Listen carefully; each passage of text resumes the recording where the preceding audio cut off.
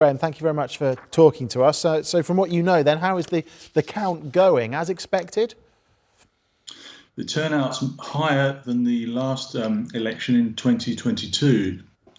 However, the big story of the night really is that the far-right Chega party has made a real breakthrough with so far about 20% of the vote. This means that if it's translated into final results, we will have the far right possibly as the third biggest party in Portugal.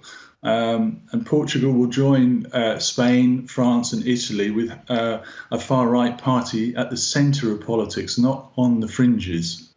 And how would that change the dynamic of the negotiations going forward in terms of trying to establish perhaps a coalition? Well, they may play a kingmaker role.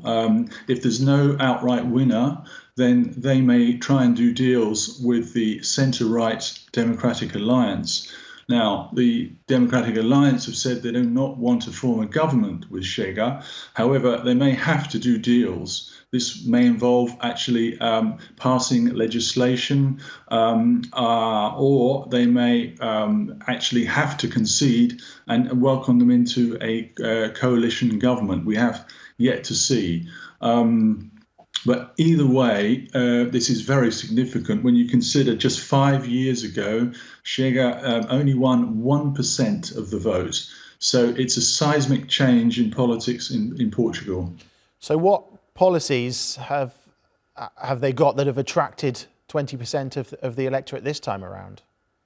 Well, Chega's success is about a crisis within the right, the political right in Portugal. Essentially, people who support the right-wing parties have become disillusioned. The socialists have been in power for 8 years. The right have been riddled with some corruption scandals themselves. And people have become disillusioned.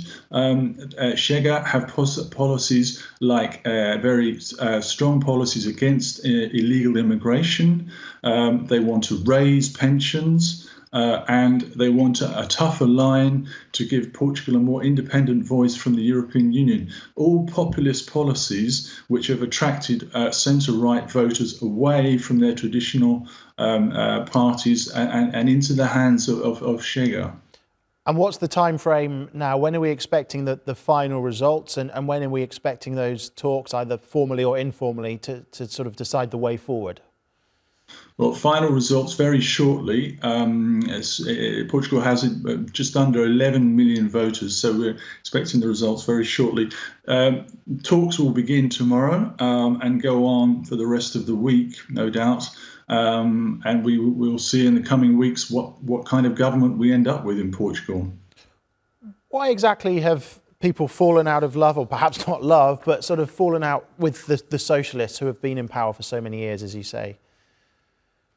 The socialists were doing very well, but they were crippled by a rather unfortunate scandal in November. This is a corruption scandal associated with green energy projects. Now, the unfortunate thing about it was that the police raided government buildings. In fact, Antonio Costa, the Prime Minister's offices, they found bundles of cash hidden in various offices.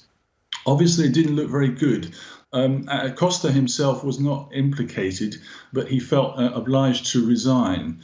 And this is what has brought down the socialists, who until then had been one of the success stories of Europe's left-wing parties. They'd managed to cobble together a coalition governments with the far left and the communists, which had, until recent years, had been very difficult.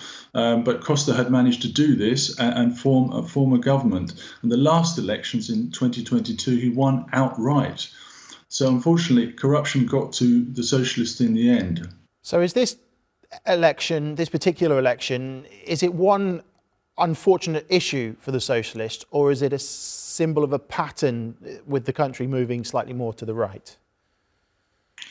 Well, there are other issues. As your correspondent mentions, there is a cost of living crisis. People are living in one of the poorest countries in Europe. doctors earn the same as primary school teachers. The average pay per month is €1,500, far below neighbouring Spain, for instance. And they are also seeing that inflation is pushing up costs. So people are becoming, increasingly unhappy about that, and they feel that the socialists were not doing enough to solve these problems. So it's not simply corruption, but that was an important point which led to their downfall. As for the right, as I say, they appeared not to be able to come up with the policies which could give right-wing voters an appealing alternative. So people went into the hands of Chega. Graham, thank you very much for bringing us up to date and the insight into all of that. Thank you. My pleasure.